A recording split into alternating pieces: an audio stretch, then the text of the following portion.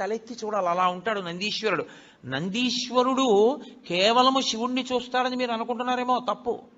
నందీశ్వరుని యందు ఒక ప్రత్యేక లక్షణం ఉంది. ఆయన విశేషానుగ్రహాన్ని మీకు ఇస్తాడు. ఏమిటో తెలుసా? మీకు ఏదో పట్టి పీడిస్తోంది, దోషం తెలియట్లేదు. ఇందువల్ల ఇలా అవుతోందండి అంటే, ఏ పర్వాలేదు అవుతుంది కానండి, ఏం పర్వాలేదండి అంటుంటారు. దోషం పట్టుకోలేరు. అది ఎందుకు వస్తుందో తెలుసా? ఎక్కడో మహాత్ముల మనసు కష్టపెట్టడమో, లేకపోతే ఏదో చెయ్యకూడని దోషం ఏదో చేశారు, అది జాతకంలోకి దొరకదు, పీడిస్తూ ఉంటుంది. మీకు దొరకని దోషం పోవాలి అంటే ఒక్క నంది అభిషేకానికే పోతుంది. అది ఎప్పుడో తెలుసా? ఎప్పుడు పడితే అప్పుడు చేయడానికి వీల్లేదు. త్రయోదశి నాటి సాయంకాలం శివాలయంలో శివలింగానికి పొద్దున్న అభిషేకం అయిపోతుంది కాబట్టి అలంకారం చేసేసి రుద్రాధ్యాయంతో నందీశ్వరుడికి అభిషేకం చేస్తారు.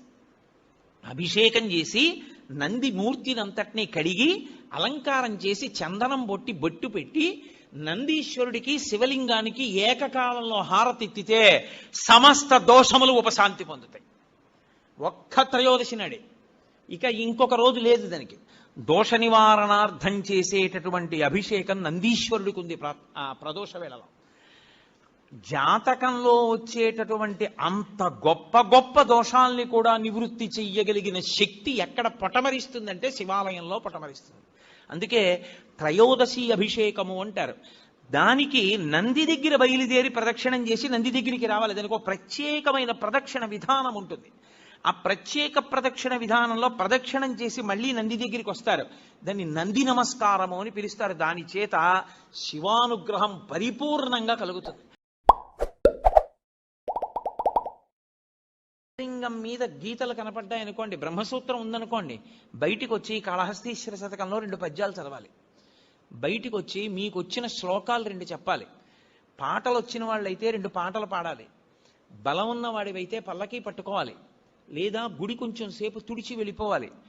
నీ దగ్గర డబ్బున్న వాడివైతే వెంటనే ఆ శివాలయంలో నువ్వు 100 రూపాయలు ఖర్చు పెట్టేవాడివి, బ్రహ్మసూత్రం ఉన్న శివలింగం ఉంటే 1000 రూపాయలు ఖర్చు పెట్టాలి.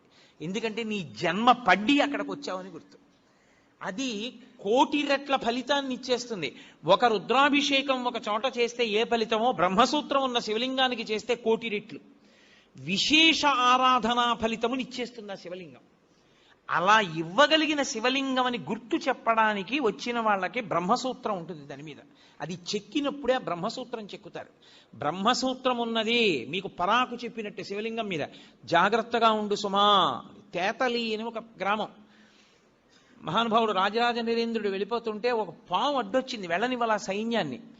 ఏమిటి ఇలా అడ్డొచ్చిందని చెప్పి తెల్లవారుధామున వెళ్ళి చూశాడు. అద్భుతమైనటువంటి శివలింగం, దాని మీద ఉంటుంది బ్రహ్మసూత్రం. నేను ఎన్నో దేవాలయాల్లో చూసా బ్రహ్మసూత్రం ఉన్న శివలింగాల్ని. బ్రహ్మసూత్రం ఉన్నది మీ అదృష్టం పండిపోయిందని గుర్తు. మీరక్కడికి వెళ్ళి అపచారం చేసినా అంతే, 1,000,000 రెట్లే. మీరు అక్కడికి వెళ్ళి ఏమీ చేయలేదు, కూర్చొని శివ శివ శివ శివ అనుకుని వచ్చేశారు. శివ శివ శివ శివ 4 మార్లు మీరంటే 4 కోట్ల మార్లు మీరు శివనామం చెప్పారని వేస్తారు. బ్రహ్మసూత్రం ఉన్న దేవాలయంలో ఏది చేసినా ఇంటూ 1,000,000 అని గుర్తు. నేను మాటకంటున్నాను, దానికి లెక్క లేదు అసలు. విశేష అని శైవాగమం అంత గొప్పది బ్రహ్మసూత్రం ఉన్నది. అందుకే శివాలయంలోనే 2 సూత్రాలు ఉంటాయి, సోమసూత్రము బ్రహ్మసూత్రము. ఈ 2 ఉంటాయి. శివాలయం ఒక్కదానికే ఒక విశేషం ఉంటుంది. శివాలయంలో పరమేశ్వరుడు చెట్టు రూపంలో ఉంటాడు ఒక్కొక్క చోట. దేవతలందరూ జయ జయధ్వానాలు చేస్తుంటే శంభో శంకర హర హర మహాదేవ అని అరుస్తుంటే సింహాసనం దిగి ఎదురొచ్చి ఎక్కడికి పోతావే హలాహలమా రా అని ఆయన ఎదురెళ్ళి దాన్ని పట్టుకుని నలిపి ఉండ చేసి గభాల నోట్లో పడేసుకుని మింగేస్తే మరి ఆయనకి ఏమైపోలేదా అని అనుమానం వస్తుందేమో అని వెంటనే పోతన గారు చెప్పారు. ఎదురు వెళ్ళినప్పుడు కానీ, పట్టుకున్నప్పుడు కానీ, ముద్ద చేసినప్పుడు కానీ, నోట్లో పెట్టుకున్నప్పుడు కానీ, మింగినప్పుడు కానీ వేడి చేసి ఓ పొక్కు పుట్టలేదు ఆయన ఒంటి మీద. ఇంత చల్లటి చంద్రుడు కందిపోలేదు. పిల్లపాములు ఆయన ఉంగరాల కింద పెట్టుకుంటాడు, చుట్టుకుంటాడు. ఓ పిల్లపాము వేడిగా ఉందని పక్కకి జారిపోలేదు. అలా నవ్వుతూ కూర్చున్నాయి. ఆయనకి ఒంటి మీద ఓ పొక్కెక్కలేదు, ఓ వేడి చేయలేదు. అలా చల్లటి చూపులతో అలాగే ఉన్నాడు. శంకరుడి పాదములను నమ్ముకున్నవాడు కూడా హాలాహలం లాంటి కష్టం వచ్చినా అలాగే ఉంటాడు చల్లగా. ఈశ్వర సేవ మానవద్దు, శివార్చన మానవద్దు, శివాలయానికి వెళ్ళడం మానవద్దు అని చెప్తారు పెద్దలు. జీవుని యొక్క అభ్యున్నతి, కుటుంబ అభ్యున్నతి కూడా పరమశివుని యొక్క అనుగ్రహంలోనే ఉంటాయి.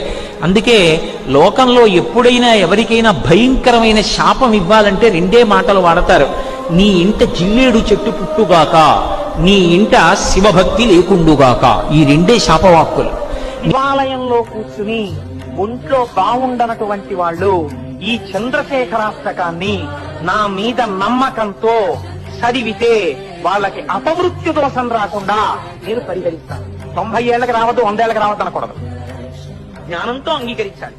కానీ అపమృత్యు రాకుండా ఈ చంద్రశేఖరాష్టకాన్ని చేస్తే వాళ్ళని నేను రక్షించి తీరుతాను. ఎవరు నమ్మకంతో శివుని యొక్క సన్నిధానమునందు మృత్యుభీతితో మృకండు సూర్యుడైనటువంటి మార్కండేయ మహర్షి చేసినటువంటి ఈ అష్టకం ఉన్నదో, దానిని పూనికతో చదువుతున్నారో అటువంటి వారికి మృత్యుభయం ఉండదు. అఖిలమైనటువంటి అర్థములు, సంపత్తి, యశస్సు అన్ని చేకూరుతాయి. చిట్ట చివరిలో ఊపిరి జారిపోతున్నప్పుడు శంకరుడి యొక్క నామం జ్ఞాపకానికొచ్చి చంద్రశేఖర అంటూ ప్రాణం విడిచి ఆయన చేతనే మోక్షమీయబడి ఆయనలోకే కలిసిపోతాడు.